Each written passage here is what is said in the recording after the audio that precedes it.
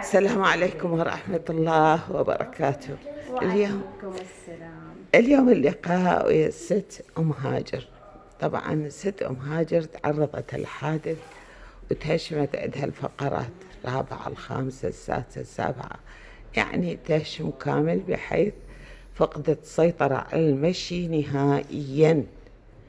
وأكيد الأدوية والأطباء ما فادوها، فتوجهت إلى منتجات الشركة. خلي تتكلم عن حالتها. تفضل يا أم هاجر. السلام عليكم ورحمة الله وبركاته.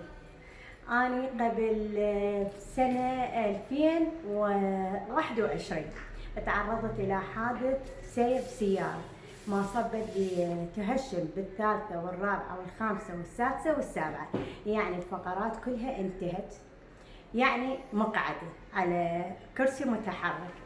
أول دخولي هنا بهذا الفرع لله الحمد دخلت على كرسي متحرك، وهذا ثاني دخول أنا على رجلي أمشي ولله الحمد. الحمد لله.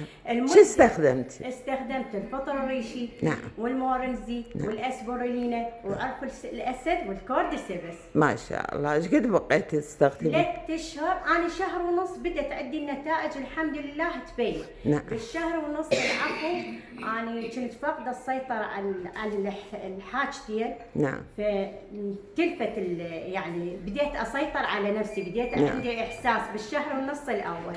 نعم. ال3 أشهر الباقية ونص أنا الحمد لله قمت يعني أوقف. نعم.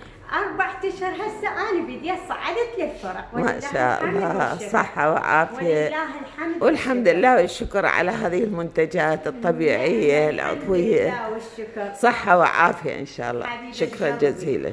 هلا بيك.